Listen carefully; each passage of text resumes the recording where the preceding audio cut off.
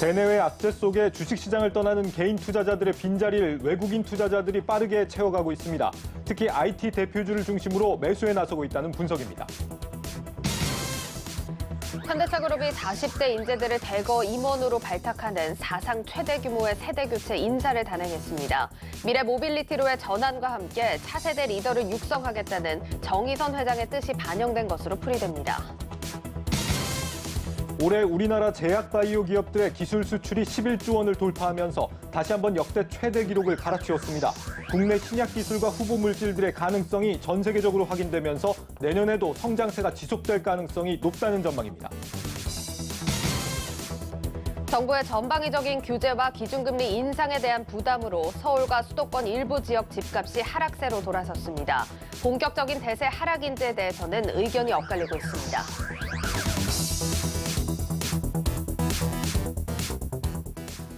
여러분 안녕하십니까? 대한민국 대표 투자 뉴스 뉴스플러스 시작합니다. 대내외 불확실성으로 개인 투자자들의 증시 이탈 우려감이 커지는 상황에서 그 빈자리를 외국인 투자자들이 빠르게 대체하고 있습니다. 외국인 투자자들은 특히 국내 IT 대표주들을 중심으로 비중을 확대해가는 양상입니다. 박승원 기자입니다.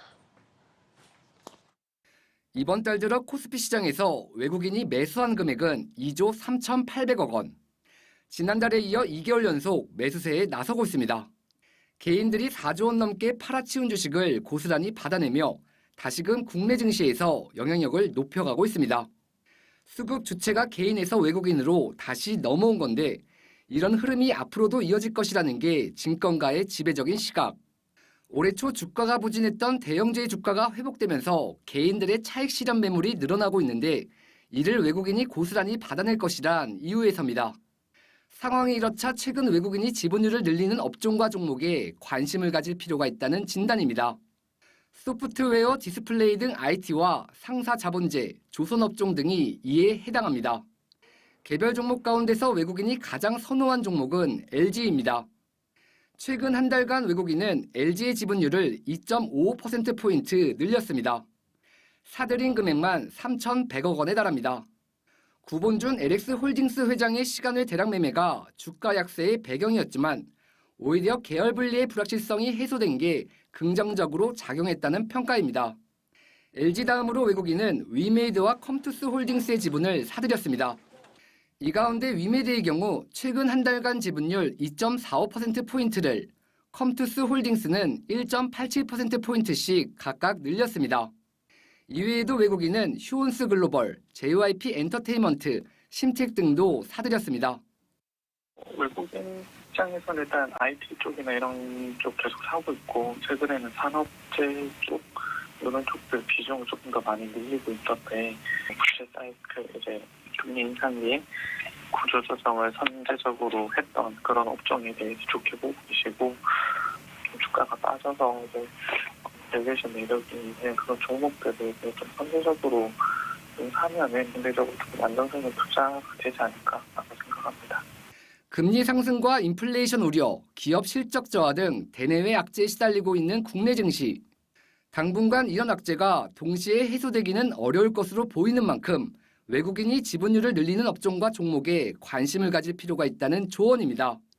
한국경제TV 박승원입니다. 현대차그룹의 종합 물류기업인 현대글로비스 주가가 최근에 부진한 흐름을 극복하고 이틀째 상승 흐름을 이어갔습니다. 단일 계약으로는 업계 최대 규모의 운송 계약을 체결하는 빅딜을 성사시킨 덕분입니다. 송민화 기자입니다. 현대글로비스가 16일 공시한 해상 운송 계약 금액은 5,018억 원. 화주사의 요청에 따라 완성차 브랜드명이나 규모와 같은 구체적인 계약 내용은 공개되지 않았지만 글로벌 완성차 해상 운송 시장에서는 유례없는 수준입니다. 장기화하는 코로나 상황과 차량용 반도체 부족과 같은 악재 속에서 엇갈리는 전망들이 나왔지만 현대글로비스의 이번 계약으로 시장의 우려를 잠재웠다는 평가가 나옵니다. 육상, 터미널, 해상 등 전 물류 영역에 걸쳐 과감한 투자를 지속적으로 하고 있습니다. 그 결과 글로벌 완성차 운송 시장에서 현대글로비스만의 독보적인 경쟁력을 갖추고 있습니다. 앞으로도 최적의 물류 및 해운 솔루션을 제공해 고객사 경쟁력 제고에 일조할 계획입니다. 이러한 평가는 곧바로 주가에도 반영됐습니다. 지난 6월 최고가였던 21만 7천 원을 찍고 최근 14만 원대까지 빠지는 모습을 보였지만 계약 내용이 발표된 당일 주가는 3.79% 올랐고 오늘은 장중 한때 5% 넘게 오르며 강세를 나타냈습니다. 목표 주가도 껑충 뛰었습니다. 대신증권은 현대글로비스에 대해 자동차 운반선 부문이 실적 성장을 주도할 것이라며 매수 투자 의견으로 26만 원의 목표 주가를 제시했습니다. 하나금융투자는 자동차 산업 수요의 회복과 현대차 기아의 인도네시아와 인도 공장의 증산으로 실적 성장이 충분히 상쇄시키고도 남는다는 점을 고려해야 한다며 현재 주가는 주가 수익 비율의 7배 수준으로 성장에 비해 지나치게 저평가된 상태라고 분석했습니다. 또 조만간 현대차 기아와 해상 운송 계약 갱신도 이루어질 예정이라 현대글로비스의 성장은 당분간 지속될 전망입니다. 한국경제TV 송민아입니다. 현대차그룹이 오늘 역대 가장 많은 수의 임원을 새로 선임했습니다. 특히 40대 젊은 리더들이 크게 늘었는데 자동차 시장 변화에 발맞춰 혁신에 더욱 속도를 내겠다는 의지로 풀이됩니다. 임원식 기자입니다. 현대차 66명, 기아 21명, 현대모비스와 현대건설 각각 17, 15명 등 계열사들을 포함해 현대차그룹이 새로 선임한 임원은 모두 203명입니다. 이전 신규 임원 선임 규모가 100명 선이었던 것과 비교하면 사상 최대 규모입니다. 가장 주목할 점은 기존 부회장, 사장급 임원이 대거 물러나면서 임원진이 굉장히 젊어졌다는 점입니다. 임원으로 승진한 3명 가운데 1명은 40대입니다. 연구 개발 분야의 임원 승진 비율이 무려 37%나 된다는 점 또한 눈에 띄는 부분입니다. 대규모 세대 교체를 통해 급변하는 자동차 시장에 신속하게 대응하고 변화와 혁신에 주저하지 않겠다는 의지로 풀이됩니다. 특히 미래차 핵심 기술과 신사업을 강화하기 위한 인재들을 전진 배치시켰습니다. 인포테인먼트 전자개발센터장의 추교웅 부사장이, 미래기술 확보와 신사업을 맡을 책임자로 김웅수 부사장이 새롭게 내정됐습니다.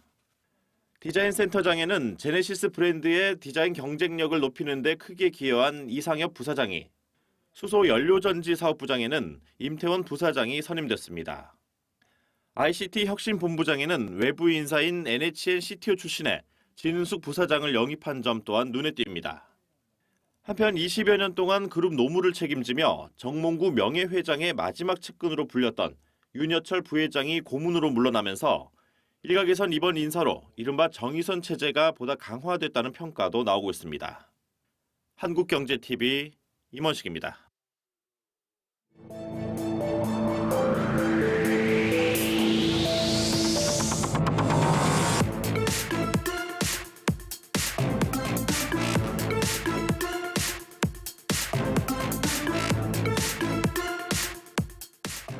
올해 우리나라 제약바이오 기업들의 기술 수출 규모가 역대 최대 기록을 갈아치웠습니다. 주식시장에서 주로 코로나 백신과 치료제 관련 종목들이 주목을 받는 사이 막강한 기술력을 통해 톡톡한 성과를 낸 겁니다. 특히 이런 흐름은 내년부터 본격 빛을 발할 것으로 기대됩니다. 먼저 신동호 기자입니다. 지난달까지 국내 제약바이오 기업들의 기술 이전 계약 규모는 11조 4천억 원을 넘었습니다. 사상 최대 규모였던 지난해 실적을 훌쩍 뛰어넘은 겁니다. 단일 계약 규모가 가장 컸던 곳은 미국 머크의 2조 원 규모로 고용한 면역세포 치료제를 기술 이전한 GC셀입니다. 대웅제약은 올해 모두 4건의 기술 이전 계약을 체결해 국내 제약바이오 기업 중 가장 많은 계약을 성사시켰습니다. 특히 올해는 바이오 벤처의 활약이 두드러졌습니다. 레고캠 바이오사이언스와 보로노이가 잇따라 1조 원이 넘는 기술 이전을 성사시키는가 하면 펩트론과 올릭스, 큐라클의 활약도 돋보였습니다. 국내 기업들의 신약 플랫폼 기술과 후보 물질들의 가능성이 확인되면서 글로벌 기업들과의 기술 이전이 가속화되고 있다는 것이 전문가들의 의견입니다. 내년에도 국내 제약바이오 기업들의 기술 이전은 더욱 확대될 것이라는 평가가 나옵니다. 그렇다면 내년 기대되는 기업은 어디가 있을까요? 당뇨병 신증 치료제를 개발 중인 앞타바이오가 최근 임상 2상에서 긍정적인 결과를 확보하면서 기술 수출 가능성이 높아졌고, 자궁 내막증 치료제를 개발하고 있는 티움바이오도 기대감이 커지고 있습니다. 이 밖에 내년 1월 열리는 제약바이오 업계 최대 투자 행사인 JP모건 헬스케어 컨퍼런스에 참가하는 네오이뮨텍과 나이백, 매드팩2 등도 눈여겨볼 필요가 있습니다. 코로나19로 다소 침체기를 보였던 국내 제약바이오 기업들이 글로벌 시장에서 꾸준히 기술 수출에 성공하면서 내년부터는 본격적인 전환기를 맞이할 것으로 전망됩니다. 한국경제TV 신동우입니다. K바이오 기업들의 기술 수출을 눈여겨볼 수 있는 행사하면 역시 세계 최대 제약바이오 행사인 JP모건 헬스케어 컨퍼런스를 꼽을 수 있습니다. 그런데 이 행사에서 이르면 내년 상장을 준비 중인 이 SK팜테코가 상장 전 투자 자금을 모으는 프리 IPO를 추진한 것으로 저희 취재 결과 확인됐습니다. 성장기업부 정재훈 기자 나와 있습니다. 정 기자, 이 JP모건 헬스케어 컨퍼런스 다음 달이죠? 그렇습니다. 이제 다음 달 10일에서 현지 시간으로 나흘간 이게 개최가 되고요. 근데 원래 온라인과 오프라인을 병행해서 개최를 하려고 했는데 네. 미국에서 이제 오미크론 변이 바이러스가 계속 확산이 되면서 비대면으로만 개최하는 것으로 확정이 됐습니다. 예, 여기서 지금 SK팜테코가 이번에 추진한다고 하는 그 프리 IPO, 이 구체적으로 좀 어떤 내용입니까? 네, SK팜테코는 이제 SK가 100% 가지고 있는 자회사입니다. 그래서 글로벌 합성 의약품 시장에서 이제 위탁 생산 CMO로 통합 법인을 이루고 있고요.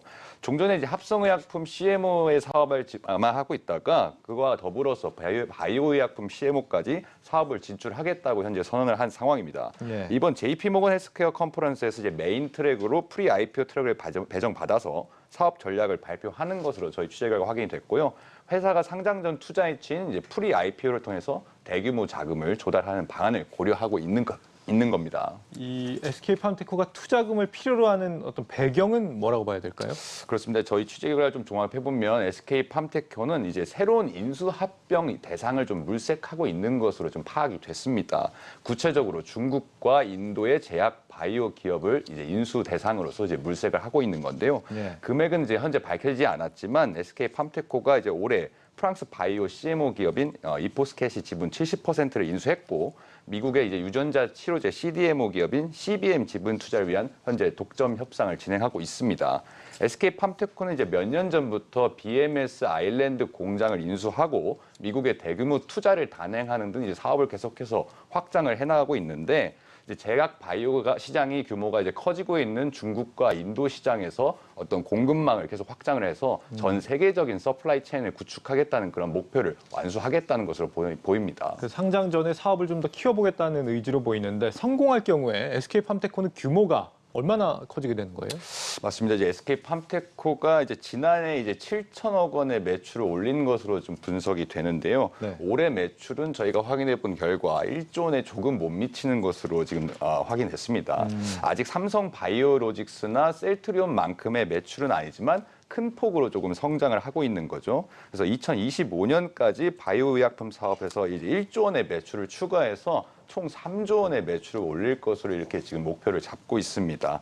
회사는 이제 국내 증시뿐만 아니라 여기를 비롯해서 나스닥 상장까지도 현재 고려를 하고 있는데 현재 회사의 기업 가치가 한 2조 원 정도로 이제 추정이 되거든요. 예. 상장을 하면은 시가총액이 10조 원은 거뜬히 넘을 것이라는 게 증권가의 분석입니다. 이 SK팜테코 소식을 들어봤고 다른 국내 바이오 기업들도 지금 JP모건 헬스케어 컨퍼런스에 많이 참가를 하죠. 어디가 있습니까? 그렇습니다. 이제 삼성 바이오로직스가 좀 대표적이라고 할 수 있겠는데요. 삼성 바이오로직스는 뭐 6년 연속 참가를 해왔고 네. 올해도 이제 존림 삼성 바이오로직스 대표가 이제 메인 연사로서 참석을 하려고 했는데 지금 행사 자체가 비대면으로 전환이 되면서 이제 온라인 방식으로 이제 설명회를 개최할 것으로 보입니다. 네. 이제 삼성 바이오로직스는 이제 국내 모더나 위탁 생산과 더불어서 이제 영국 아스트라제네카의 코로나19 항체 치료제와 이제 면역 항암제 생산을 최근에 이제 수주했다고 발표를 하기도 했습니다. 그래서 바이오 의약품의 어떤 위탁 생산과 위탁 개발 생산 사업 전략을 발표하면서 유전자 치료제 등 신사업 비전도 같이 공유를 할 것으로 이렇게 예상이 되고 있습니다. 이제 매년 메인 트랙에서 발표를 맡았던 셀트리온은 이번에 불참했지만 한미약품과 유한양행 그리고 GC 놉시자 그리고 LG화학의 이제 생명과학본부가 참여를 해서 이머징 마켓 세션에 참가를 합니다. 네, 권세창 한미약품 대표가 이제 최근에 미국 식품의약국 식품허가를 받은 폐암 치료제 포지오티닙을 비롯해서 신약 파이프라인 현황 등을 이제 공유할 예정이고요. 손지훈 LG화학 사장도 발표에 나서서 이제 통풍 치료제 관련 신약 파이프라인 그리고 자가 면역 질환제 치료제에 관해서도 사업 전략을 공유할 예정입니다. 이런 지금 큰 기업들 외에도 중소바이오 기업들도 많이 참가를 하지 않습니까? 그렇습니다. 어디가 있습니까? 중소바이오 기업은 이제 아까 크로마 리포트에서도 자세히 나왔지만 이제 당뇨병 치료제를 개발하고 있는 앞타바이오 그리고 얼마 전에 약 5천억 원 규모의 기술 수출을 단행했던 이제 올릭스가 좀 대표적으로 있고요. 예. 또 면역 항암제를 개발하고 있는 매드팩토 등도 이번 행사에 참여하는 것으로 확인이 됐습니다. JP 모건 이제 헬스케어 컨퍼런스가 세계 최대 바이오 행사인 만큼 이 시기를 좀 전후로 해가지고 바이오 기업들의 주가가 크게 움직이기도 합니다. 이제 국내 대표 제약 바이오 지수인 KRX 헬스케어 지수를 살펴보면 이번 달 들어서 약 200포인트 정도 상승한 걸 확인할 수가 있습니다. 이제 행사 기대감에 연말에 좀 크게 올랐다가 행사가 시작한 직후에 좀 크게 하락하는 그런 모습을 과거 몇 년 동안 좀 보이기도 했는데 제약 바이오에 투자하는 입장에서는 이런 기업들을 좀 눈여겨보고 약간 조심해서 투자할 필요가 있어 보입니다. 네, 성장기업부 정재훈 기자였습니다. 잘 들었습니다. 네, 앞서도 언급이 됐지만 요즘 이 기술 수출로 기대를 모으는 이 국내 제약 바이오 기업 하면 이곳을 빼놓지 않을 수 없습니다. 바로 이 차세대 신약 개발 플랫폼을 갖고 있는 올릭스입니다. 얼마 전 중국 한소제약의 5천억 원대 기술 수출에 성공하면서 눈길을 끌었는데 올릭스 이 홍선우 연구소장 전화로 연결돼 있습니다. 소장님 안녕하십니까? 네, 안녕하십니까? 네, 이 올릭스 자회사인 이 MQ렉스의 대표도 맡고 계시다고 들었습니다. 이번에 이 올릭스가 JP 모건 헬스케어 컨퍼런스에도 참가를 한다라고 하는데 발표하시는 내용이 주로 어떤 겁니까? 네, 저희 올릭스가 작년과 올해 확보하고 있는 그 siRNA 치료제 플랫폼 기술과 이제 보유하고 있는 그 안과 치료제 개발 프로그램에 대해서 저희가 각각 성공적으로 기술 이전 계약을 체결한 바가 있습니다. 그래서 이번 그 JP 모건 헬스케어 컨퍼런스에서도 그 플랫폼 기반의 초기 개발 단계 협업을 통한 그 후보 물질 개발을 내용으로 하는 플랫폼들 그리고 저희 내부에서 성공적으로 연구 개발을 진행하고 있는 그 균형 간염 치료제 프로그램 그리고 비알코올성 지방 간염 넷이라고 하죠. 이 치료제 개발 프로그램 그리고 탈모 치료제 프로그램 등 다양한 그 프로그램들의 기술 이전을 위한 미팅들을 진행할 예정입니다. 예, 기술 이전을 위한 미팅들 다국적 제약사들하고 좀 미팅을 많이 하시겠죠? 어떤 기업들하고 미팅을 좀 계획하고 계십니까? 네, 저희가 이제 siRNA 치료제 프로그램이랑 그 플랫폼에서 이민들을 이제 보여주고 있기 때문에 현재 이제 많은 관심들을 받고 있는데요. 현재 이제 이미 미팅이 잡혀 있는 빅파마도 있고, 그 현재도 이제 미팅이 계속 잡히고 있습니다. 그래서 내년 JP 모건 행사에서 빅파마를 포함해 그 다양한 다국적 제약 기업들과 이제 미팅을 할 계획입니다. 예. 이 얼마 전에 이제 중국 4위 제약사인가요? 한소제약과 이제 기술 이전 계약을 맺으셨는데 이 5천억 원대 큰 규모였습니다. 이번 컨퍼런스에서도 기술 수출 성과를 좀 기대해 볼 수 있을까요? 네, 말씀하신 지난 10월에 체결한 그 한소제약과의 기술 수출도 저희가 이제 컨퍼런스를 통해서 논의가 시작돼서 이제 올해 결실을 맺은 바 있는데요. 네. 아마 컨퍼런스를 통해 만나게 다양한 파트너들과 이제 논의를 해서 좋은 기회를 만들 수 있도록 최선을 다하도록 하겠습니다. 예, 알겠습니다. 소장님 여기까지 듣겠습니다. 말씀 감사합니다. 네, 감사합니다. 네, 올릭스의 홍선우 연구소장과 함께했습니다.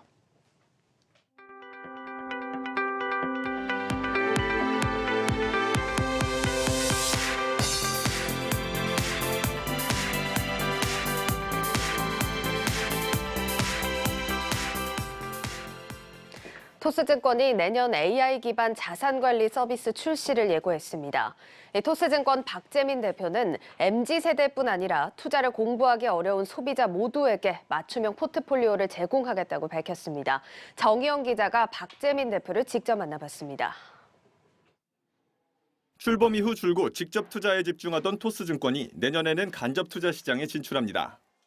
내년 상반기를 목표로 AI 로보어드바이저 기반의 자산관리 서비스를 도입하겠다는 계획입니다.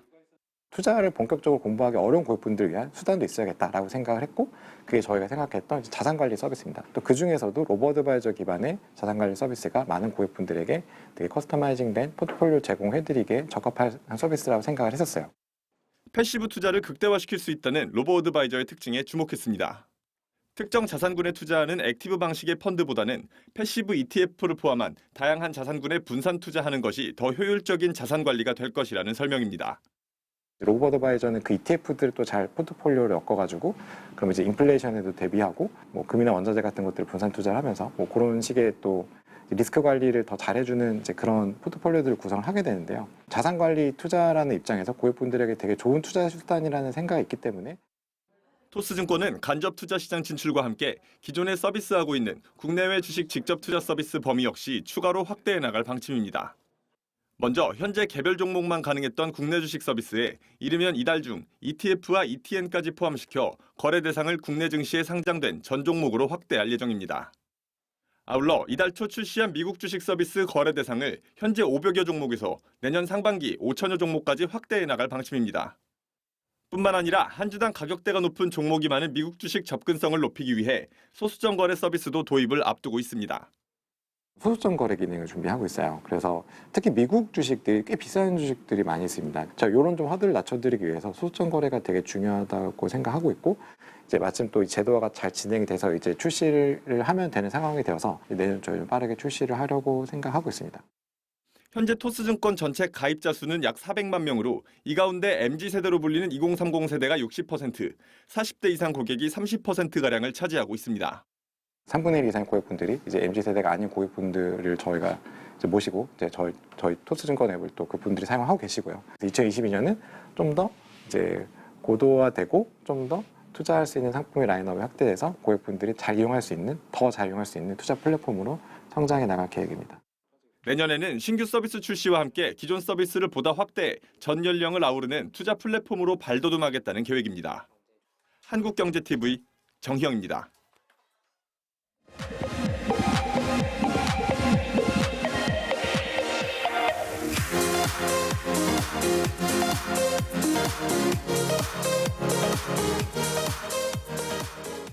네, 차트를 통해 증시를 전망해보는 차트로 보는 증시 시간입니다. 자, 앞서 리포트를 통해서 이런 IT 대표주들에 대해서 정리를 해봤는데 반도체주에 대한 관심이 지금 높은 만큼 더 자세한 내용 증권부 지수희 기자와 살펴보도록 하겠습니다. 예, 지 기자, 앞서 리포트 보면은 지난달부터 이제 IT 대표주들의 외국인 자금이 많이 들어왔다. 좀 이런 내용을 좀 전해드렸는데 반도체들 주가 얼마나 올랐습니까? 제가 차트로 좀 준비를 했는데요. 월별 삼성전자의 주가 변동 차트입니다.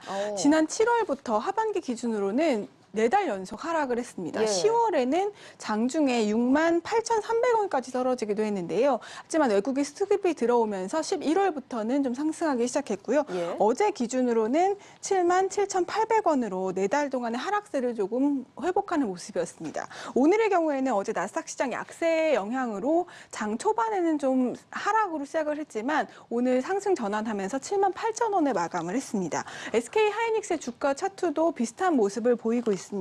역시 하반기부터 4달 연속 하락을 했고요. 예. 외국인 수급이 들어온 11월부터 상승하기 시작했는데요.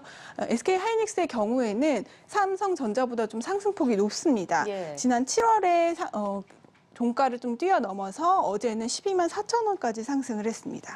오늘도 역시 오늘도 약세로 좀 출발을 했지만 SK 하이닉스의 경우에는 어제보다는 2,000원 내린 122,200원에 마감을 했습니다. 예, 그렇습니다. 사실 이제 반도체주 흐름 하면은 이 모건 스탠리 보고서가 딱 떠오릅니다. 정말 여파가 컸던 보고서였는데 최근에 나오는 보고서들 보면은 뭐 입장이 약간은 긍정적으로 좀 변하지 않았나 이런 생각이 들거든요. 네, 모건 스탠리의 그 윈터 이즈 커밍이라는 보고서가 나온 게 지난 8월인데요. 예. 그때부터 좀 반도체주가 좀 곤두박질을 치기 시작했는데 예상보다 그 기간이 좀 길지는 않을 것이다라는 전망이 나온 게 지난 11월입니다. 예. 긍정적인 리포트가 외신에 많이 나왔는데요. 한번 화면으로 보시겠습니다.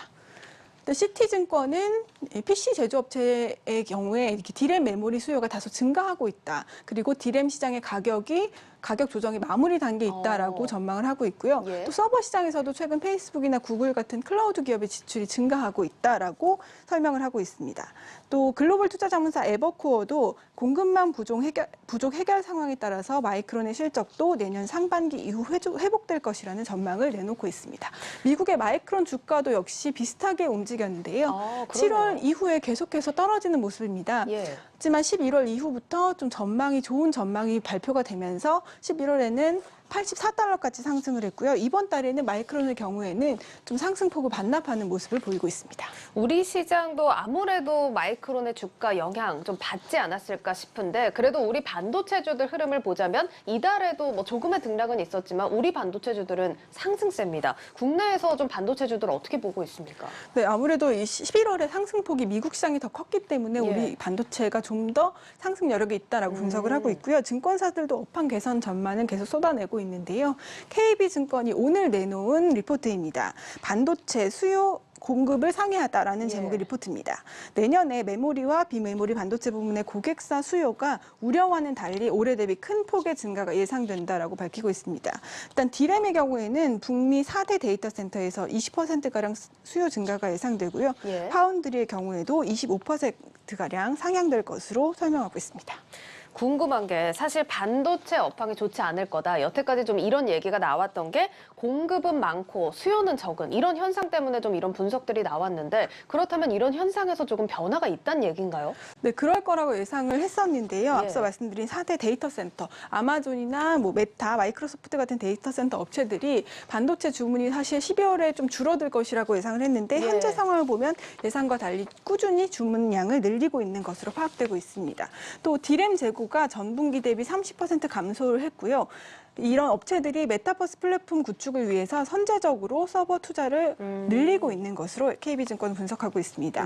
그 외에도 삼성전자 파운드리의 주 고객인 퀄컴이나 엔비디아 또 IBM이 이미 2년치, 그러니까 2023년까지 물량을 수주한 것으로 보여서 내년에 뚜렷한 실적 개선이 나타날 것으로 예상하고 있습니다. 예, 그렇군요. 일단 삼성전자 고객사들을 비롯해서 글로벌 업황이 좀 전반적으로 긍정적으로 변화하고 있습니다. 자, 그러면 SK 하이닉스에 대해서도 이런 비슷한 전망이 적용이 될까요? 네, 역시 긍정적인 전망들이 많이 나오고 있는데요. DB 투자증권의 리포트를 보시겠습니다.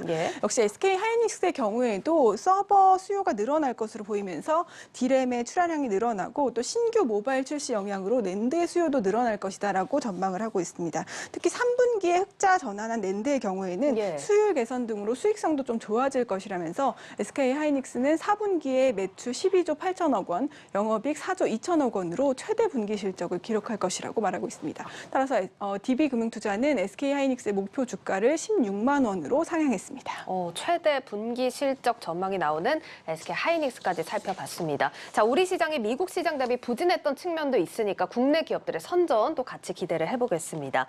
자, 이런 가운데 다음 주에 마이크론 실적 뭐 영향을 많이 받을 것 같은데 어떻습니까? 네, 다음 주 일정 중에 가장 중요한 일정이라고 애널리스트들을 분석은 하고 있는데요. 다음 주 20일에 마이크로 테크놀로지의 실적이 발표가 됩니다. 지난해보다는 주당 순이익이 2.01달러 정도로 183% 상향될 것으로 시장에서 내다보고 있어서 국내에서 반도체주들이 긍정적인 영향을 줄 수 있을지가 주목되고 있고요. 또 4분기와 내년 상반기 반도체 업황 전망에 대한 발언들에 대해서 주목해볼 필요가 있겠습니다. 일단 다음 주 나올 발표 또 중요하게 지켜보셔야겠습니다. 자, 그러면 이번에는 시장 전반적인 얘기를 한번 나눠볼 텐데 FOMC가 끝났지만 아직은 숨고르기 장세입니다. 좀 어떻게 전망을 해야 될까요? 네, FOMC 그 불확실성은 해소가 됐긴 하지만 여전히 금리 인상 구간에 있기 때문에 변동성은 지속될 것이다라는 전망이 많이 있습니다. 특히 내년도 미국의 금리 인상을 3차례 앞둔 상황인데 그간 주식시장을 이끌었던 유동성이 좀 사라지는 것이기 때문에 쉽지 않은 장세가 계속될 것으로 보이는데요. 전문가의 이야기를 직접 들어보시겠습니다.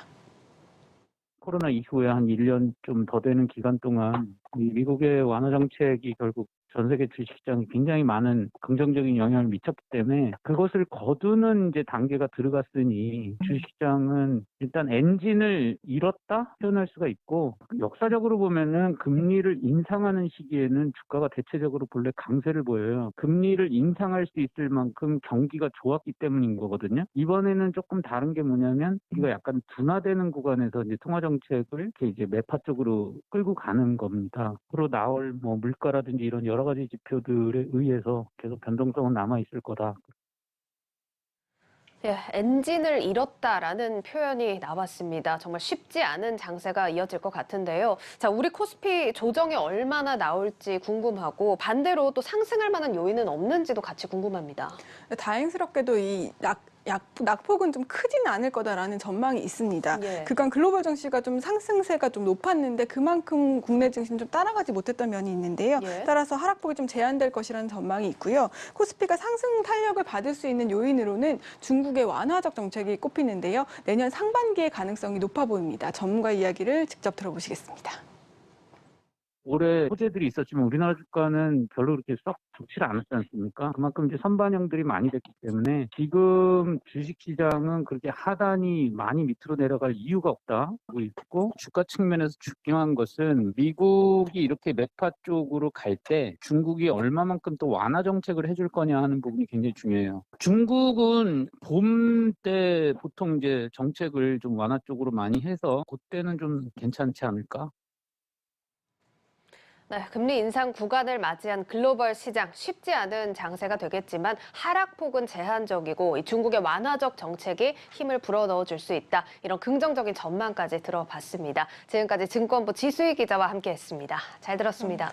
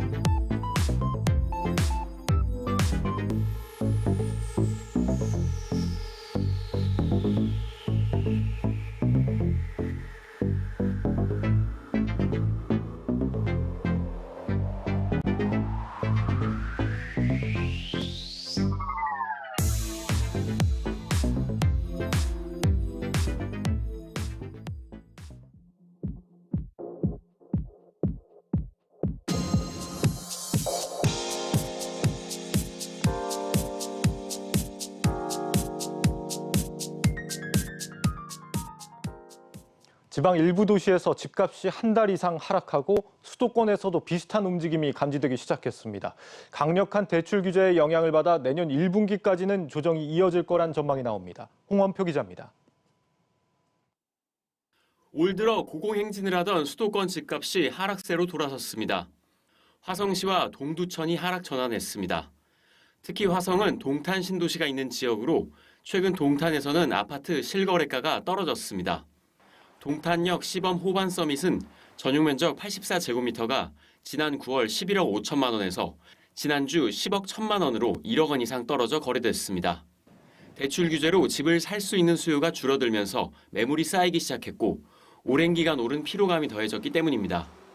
집을 사려는 심리를 나타내는 매수 우위 지수는 기준인 100을 크게 밑돌며 수도권이 56.4에 그쳤습니다. 여기에 지칠 줄 모르고 오르던 서울도 상승세가 멈춘 곳이 나왔습니다. 관악구는 상승폭이 꾸준히 축소되더니 서울에서 처음으로 보합을 기록했습니다.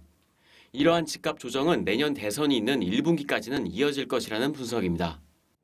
최근 정부에서는 대출 억제 같은 규제를 점차 강화하고 있습니다. 따라서 이런 제약이 걸리게 된다면 대출 규제에 해당이 되는 가격대의 주택들은 주택 매매가 위축될 수밖에 없습니다. 현재로서는 이러한 반등 시기는 아무리 늦더라도 내년의 선거 이후라고 생각할 수 있습니다. 다만 내년에는 대출이 재개되고 전세시장 불안으로 조정이 그리 길지는 않을 것이라고 내다봤습니다. 실제로 매수 우위 지수와 달리 전세 수급 지수는 여전히 100을 크게 웃돌며 수요가 훨씬 많은 것으로 나타났습니다.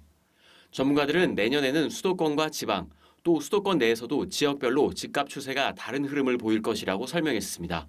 한국경제TV 홍원표입니다. 부동산 시장이 정말 변곡점을 맞은 건지 전문가 연결해서 들어보도록 하겠습니다. 대한부동산학회장인 서진영 경인여대 교수 전화로 연결돼 있습니다. 교수님 안녕하십니까?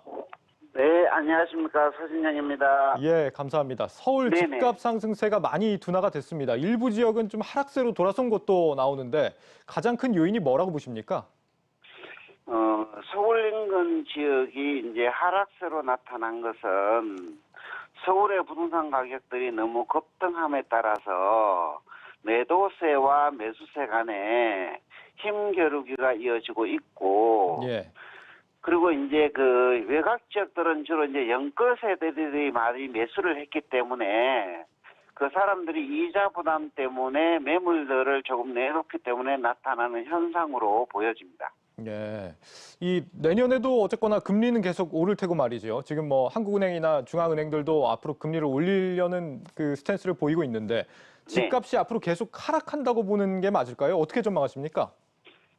지금 이 부동산 가격들이 전반적으로 하락기에 접어들었다기보다는 혼조세의 어떤 양상을 보이고 있다. 저는 이렇게 보고요. 예. 그리고 이제 장기적으로는 부동산 시장은 우상향할 것으로 보여지는데 예전처럼 급격한 증가가 아니라 약간의 어떤 그 기울기가 낮은 상승을 이어가지 않을까. 그리고 이제 이러한 현상들은 내년 대선까지 소비자들이 관망세를 보이기 때문에 이어질 것으로 보여집니다. 아, 우상향을 지금 예상을 하셨는데 약간 네네. 좀 완만한 우상향을 말씀하시는 거죠? 예, 그렇죠. 예. 완만한 우상향을 보시는 배경을 어떻게 이해를 해야 될까요?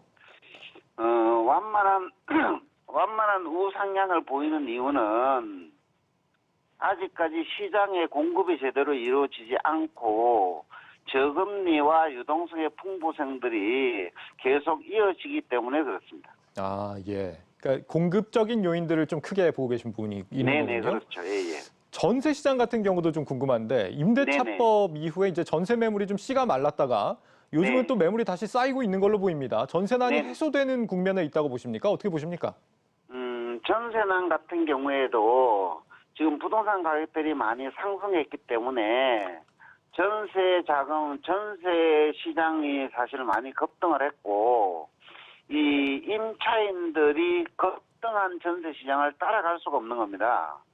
그러다 보니까 이제 지금 이 가계대출 규제로 인해서 전세자금 대출들도 많이 막혀 있기 때문에 임차인들이 전세자금을 대출받지 못함으로 인해서 계약이 성립되지 않는 현상들이 지속적으로 나타나기 때문에 예. 매물이 쌓이고 있는 것으로 보여지는데 이러한 매물이 쌓였다고 해서 전세 가격들이 내려가지 않기 때문에 전세 시장도 하락 시장으로 이어지지 않을 것으로 이렇게 보여집니다. 그렇군요. 교수님 지금 그 대선 주자들 사이에선 다주택자 양도세 인하 부분도 좀 중요한 좀 화두로 떠오르는 것 같습니다. 네. 지금 그래서 다주택자 양도세 인하를 할 경우에 실제로 매물이 좀 나올 수가 있느냐, 아니면은 인하를 하는 것이 오히려 매물의 어떤 어려움으로 초래할 것이다. 지금까지는 이제 완화를 여러 번 해왔지만 실질적인 성과가 없었다. 이런 의견도 있습니다. 네네. 다주택자 양도세 완화의 효과에 대해서는 어떻게 보십니까? 이 다주택자에 대한 양도세의 경우에는 이게 일시적 완화가 아니라 전면적인 완화를 해야만 재고주택이 시장에 공급된다. 그런데 사실 다주택자들이 집을 매물로 내놓더라도 실수요자들이 그 집을 매수하기가 쉽지 않습니다. 예. 왜냐하면 임대차 보호 3법 때문에 집을 사서 실수요자들이 입주를 해야 되는데 지금 임대차 보호 때문에 입주를 못 하는 거죠. 그러다 보니까 이제 시장들이 많이 이제 왜곡이 되어 있고, 그러나 기본적으로 주택의 공급 같은 경우에는 이 재고주택의 공급과 신규주택의 공급으로 나눌 수가 있는데 재고주택의 공급이 이루어져야만 시장의 안정에 도움이 된다. 예. 왜냐하면 신규주택 같은 경우에는 공급을 하는데 기본적으로 5년 이상의 기간이 소요되기 때문에 재고주택의 공급만이 유일한 시장 안정 대책이다라고 보시면 됩니다. 그러니까 한마디로 매물이 좀 많이 나올 수 있는 대책을 어떻게든 지금 상황에서 마련을 해야 되는 시점이다. 이런 말씀이신 거군요. 그래서 이 임대차 시장이 되었든 매매 시장이 되었든 예. 이 매도자 중심 시장이 아니라 매수자 중심 시장으로 변화하는데 정책들을 한번 그 기조를 맞출 필요가 있다는 거죠. 지금 앞서 교수님께서도 말씀을 해주셨지만은 내년 1분기까지는 이제 좀 변화가 있다가 내년 1분기를 기점으로 뭔가 좀 바뀔 수도 있다 이런 뉘앙스들을 전문가분들께서 많이 제기를 하고 계신데 내년 이제 대선 결과에 따라서 좀 좌우된다고 보시는 것 같습니다. 이재명 후보와 윤석열 후보 이 두 후보가 각각 될 경우에 그 부동산 시장에 어떤 변화들이 각각 있을 거라고 좀 전망을 하십니까? 예를 들어서 여당의 이재명 후보가 당선이 되면 현 문재인 정부의 정책들을 더 규제 강화하는 쪽으로 정책을 이어가지 않을까. 그러면 시장의 기능들이 마비가 되어서 올해처럼 매수 억제, 보유 억제, 이 매도 억제 3불 정책으로 인해서 가격이 더 급등할 가능성이 있다. 저는 이렇게 예측을 하고요. 예. 야권의 윤석열 후보가 만약에 당선이 된다면 각종 시장 중심 정책으로 전환하면서 이 공급이 많이 이루어짐에 따른 가격 안정을 가져오지 않을까 이렇게 예측이 됩니다. 그렇군요. 집값 안정을 위해서 지금 시점에서 좀 추가로 나와야 할 조치 같은 게 있다면 어떤 게 있어야 된다고 보십니까? 지금 현 정부에서 이 집값 안정 대책이라는 것은 실질적으로 새로운 정책들을 시도하기가 쉽지 않을 겁니다. 왜냐하면 새로운 정부에서 정책 방향을 달리할 수 있기 때문에 지금은 대선까지 그냥 두는 게 어떻게 보게 되면 가장 현명한 방법이 아닌가 이렇게 생각을 해요. 예, 알겠습니다. 교수님 여기까지 듣겠습니다. 감사합니다. 네. 네, 지금까지 서진영 경인여대 교수와 함께했습니다.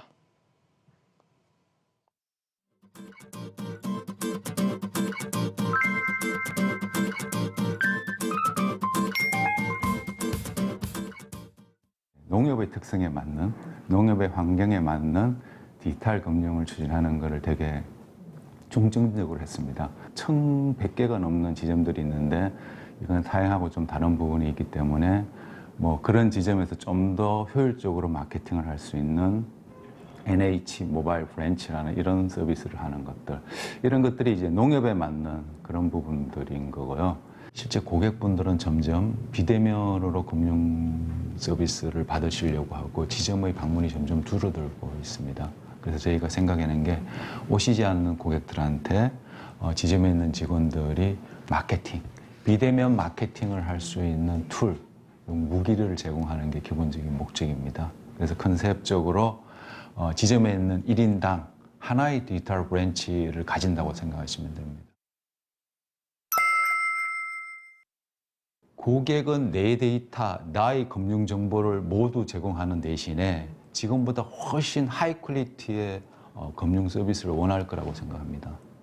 그래서 저희는 저희가 획득한 그 서비스를 기반으로 해서 고객한테 딱 맞는 맞춤형 자산관리, 컨설팅 서비스를 저희는 준비 중에 있고 그렇게 해야 된다고 생각합니다. 데이터를 분석해서 실제 WM 컨설팅으로 연결을 하고 그 컨설팅을 할 때 컨설턴트는 고객이 주신 마이 데이터를 분석해서 직원보다 훨씬 하이 퀄리티의 어떤 컨설팅 자문 서비스가 될 수 있도록 그렇게 저희들이 준비를 하고 있습니다.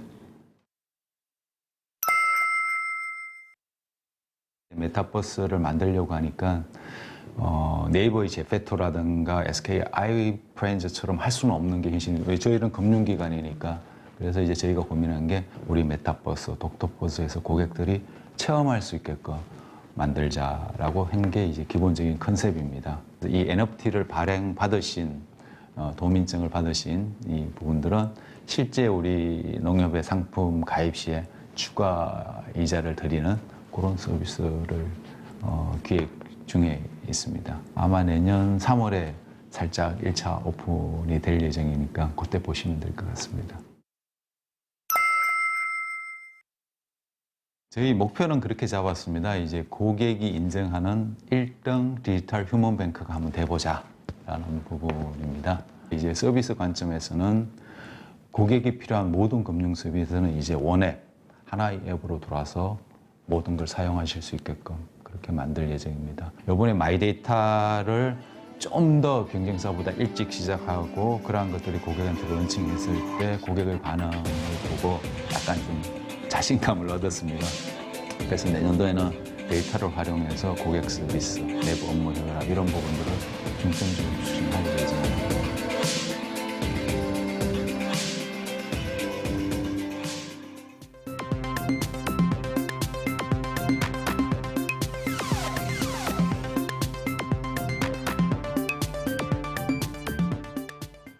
경제 뷰포인트 시간입니다. 정부가 내일부터 사적 모임은 4인으로 제한을 하고 영업시간은 밤 9시까지로 제한하는 고강도 거리두기 대책을 시행합니다. 이런 강화된 정책 시행을 앞두고 정부가 소상공인 피해 보상 대책을 발표했는데요. 자세한 내용 세종시 한창률 기자와 이야기 나눠보겠습니다. 예, 한 기자, 오늘 발표된 대책 지원 규모가 얼마나 됩니까? 네, 총 4조 3천억 원 정도가 됩니다. 이제 정부가 일상회복을 멈추면서 소상공인들의 고통을 이제 생각하지 않을 수 없다면서 가용 재원을 총 동원하기로 했습니다. 예산과 예비비, 기금 등을 통해서 총 4조 3천억 원을 마련해가지고 3대 패키지 방안을 마련했습니다. 이제 신규로 매출이 감소한 이제 320만 명의 소상공인들을 대상으로 방역 지원금 한 100만 원씩 총 3조 2천억 원을 신규로 지원한다고 밝혔습니다. 예, 참 이런 상황이 반복적으로 벌어지다 보니까 소상공인 반발도 또 무시할 수 없는 상황인 것 같은데, 자, 그렇다면 현금 지원 100만 원씩을 받는 소상공인들 이 대상은 어떻게 선정이 됩니까? 네, 기존의 손실보상 대상 업종이었던 90여만 곳과 이제 손실보상 대상 업종이 아니었던 여행업이나 공연업 등 230만여 곳이 대상이 됩니다. 여기에다가 이제 사적 모임을 통해 가지고 하더라도 방역 패스가 있어야 하기 때문에 방역 물품에 대한 부담도 있습니다. 이런 부담을 줄여주기 위해서 현물로 한 10만 원 가량의 방역 물품을 같이 지원하기로 했습니다. 예, 이렇게 거리두기 강화 조치가 시행되면서 총 4조 원대 규모의 이 소상공인 지원책 발표가 나온 상황입니다. 조금 더 세부적으로 좀 살펴보도록 할 텐데, 이 부분 외에도 추가적인 지원 대책 얘기도 들립니다. 정부 설명은 어떻습니까? 네, 현금 지원 100만 원씩 지원하는 것은 방역 지원금 성격이고 손실보상금은 분기별로 지급되는 금액입니다. 내년 손실보상금 하한 지급액이 50만 원으로 상향이 됐습니다. 정부의 손실보상금 예산이 2조 2천억 원인데 여기에 정부가 1조 원가량을 추가로 확보를 해서 3조 2천억 원을 이제 지원하겠다는 계획입니다.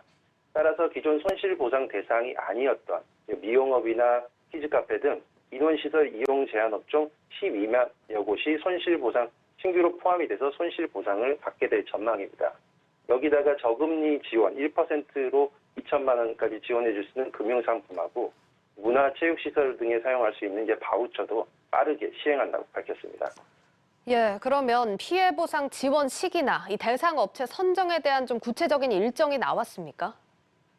네, 일단 현금 100만 원 지원은 1차로 다음 주에 1차로 지원 대상을 선정을 한다고 합니다. 그리고 온라인 신청 시스템을 통해서 지원을 받고 올해 안에 지급하는 게 목표입니다.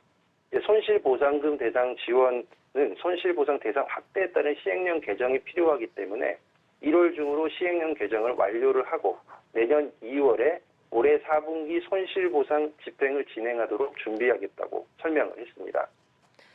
예, 이렇게 지원책은 발표가 됐습니다만 그렇다 하더라도 소상공인들 피해 우려는 여전한 상황이고 더 나아가서 우리 내수 시장에 이 거리두기 강화가 영향을 미칠 거다 이런 우려가 나오고 있지 않습니까?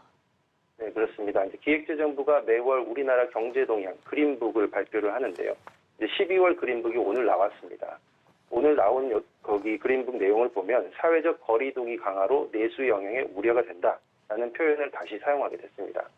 11월 그린북에는 위드 코로나를 통해서 내수 개선이 나타날 것이다 이렇게 전망을 했는데 방역 조치 강화로 한 달 만에 내수 영향 우려로 소비 심리가 위축될 것이다 이렇게 다시 내다본 것입니다. 예, 올해 말까지는 이 소상공인 피해 그리고 내수 경제 위축이라는 안타까운 상황이 이어질 수밖에 없을 것 같습니다. 빠른 시일 내에 이런 상황이 좀 개선되길 바라보겠습니다. 지금까지 세종시 한창률 기자와 함께했습니다. 한 기자 잘 들었습니다.